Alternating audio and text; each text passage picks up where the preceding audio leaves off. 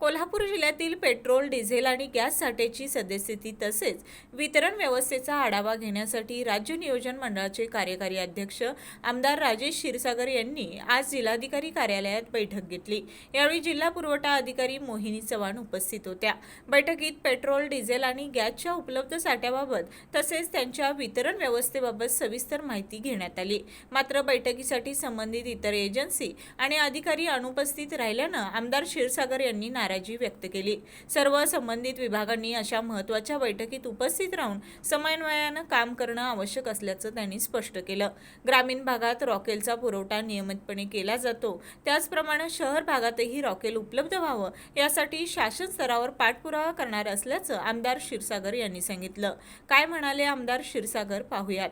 Israel आणि Iran या युद्धामुळे संपूर्ण जगभरामध्ये गॅस, पेट्रोल, डिझेल, रॉकेल यांची फार मोठ्या प्रमाणात टंचाई निर्माण झालेली आहे आणि एकंदरीतच युद्ध काही थांबण्याचं नाव घेणं झालंय।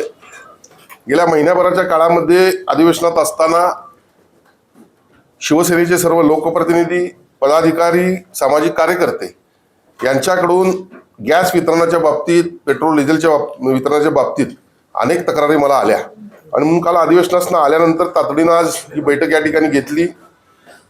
पुरवठा अधिकारी जिल्ह्याचे या ठिकाणी उपस्थित होत्या आणि खऱ्या अर्थानं पेट्रोल, डिझेल हे सुरळीत झाल्यासारखं आज जाणवते थोडं आणि 1-2-4 दिवसात आणखी होईल।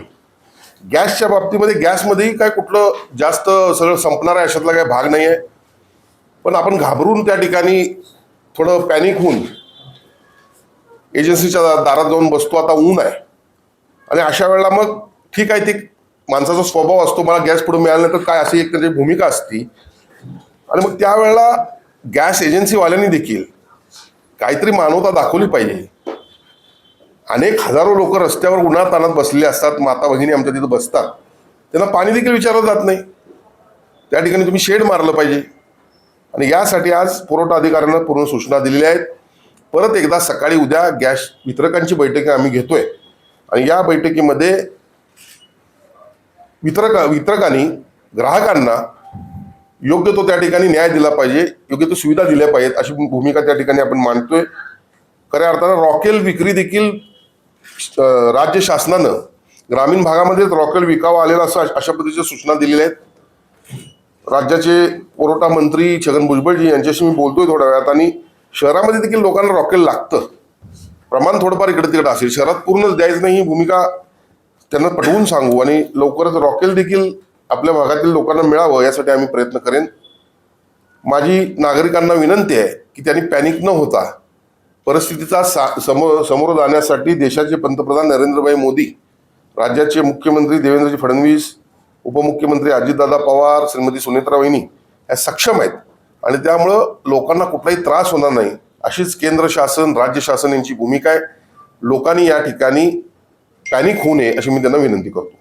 सर, गेली 2-3 दिवस आपण बघतोय की गर्दी होतीये, वादावादी सुरू आहे, प्रशासन विश्वास देत आहे, परंतु लोकांना तो विश्वास अजून का पटलेला नाही? बघा, ही एक मानसिकता असते। एवढ्या मोठ्या प्रमाणात वर्ल्ड म्हणजे जगात युद्ध सुरू आहे, अमेरिकेने त्यात सहभाग घेतलेला आहे, पुढे काय होईल, कधी थांबेल आणि तिकडे ते हार्मोज लाईन वगैरे बंद केल्यामुळं सगळा पुरवठा जगामध्ये गॅसचा असेल, रॉकेलचा असेल, पेट्रोलचा आणि डिझेलचा असेल तिथूनच जातोय आणि मग जर थांबणारच नसेल तर पुढे काय होईल लोकांच्या मनात भीती आहे ना आणि त्यामुळे लोक जास्तीत जास्त गॅसचा साठा करावा, पेट्रोल डिझेल आपल्याकडे असावं या भूमिकेतून पॅनिक होताना दिसतात।